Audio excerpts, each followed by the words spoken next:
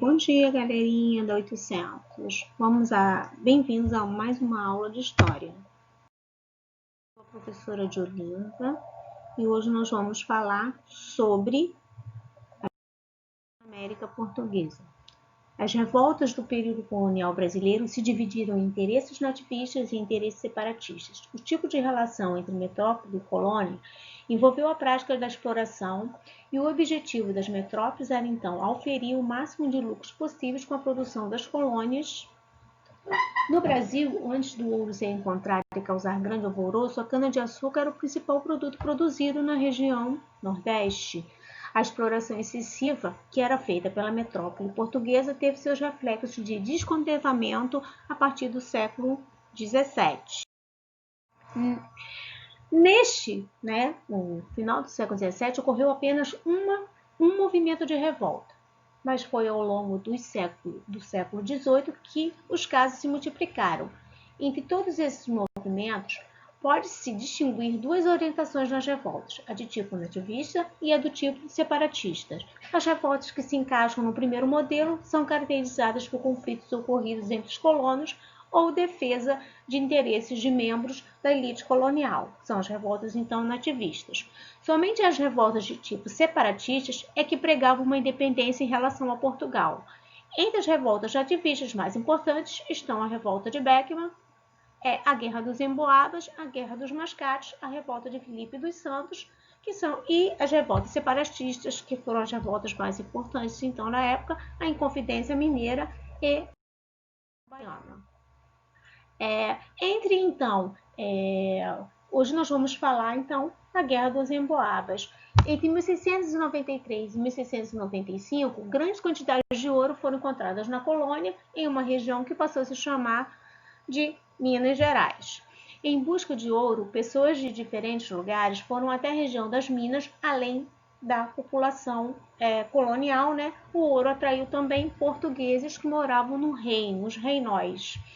E de acordo com os jesuítas, o sonho de ficar rico era tão grande que várias pessoas faziam sacrifícios para chegar até as minas. E para lá, então, foram brancos, mestiços, indígenas, negros, eram homens, mulheres, jovens e idosos, nobres e pessoas do povo.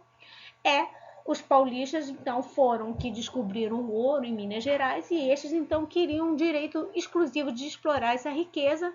Porém, os reinóis, né, e as pessoas de outras capitanias também queriam esse direito, e isso gerou conflitos. Essas, então, são as imagens de como era feita a extração do ouro, tá? E uma das imagens aqui é sobre a mina, né, de ouro em Mariana, que devido ao desastre já não existe mais, é um desastre da Vale do Rio Douro. Tá? Então, começaram a ocorrer disputas pelo direito da exploração do ouro. A Guerra dos Emboabas foi uma guerra entre os forasteiros ou os portugueses, né? Como eram chamados emboabas, tá? E os paulistas.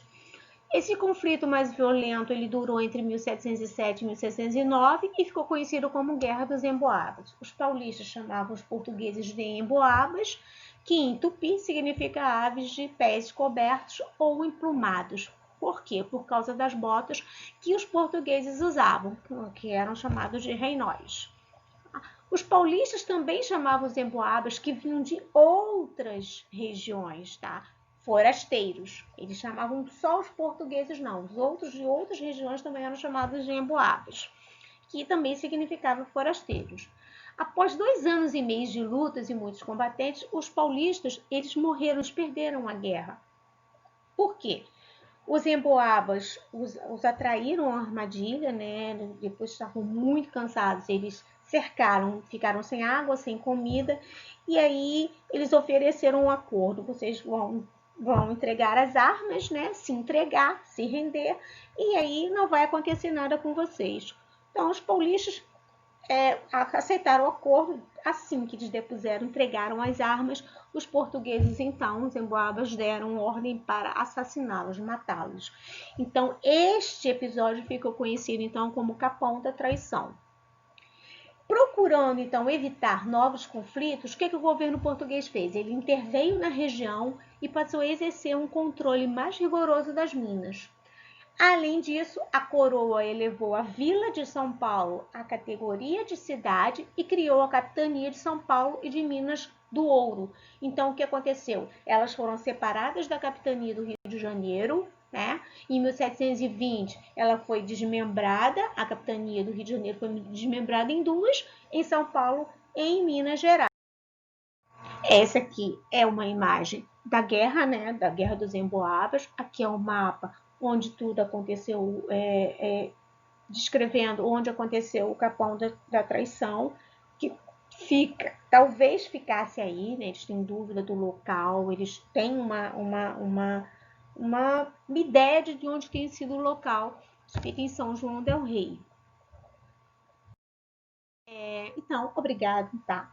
Bom estudo, obrigado pela atenção de vocês. Faça as atividades da página 82 do livro e até a próxima videoaula, onde continuaremos a falar sobre as revoltas na América Portuguesa. A próxima, então, será sobre a revolta de Beckman.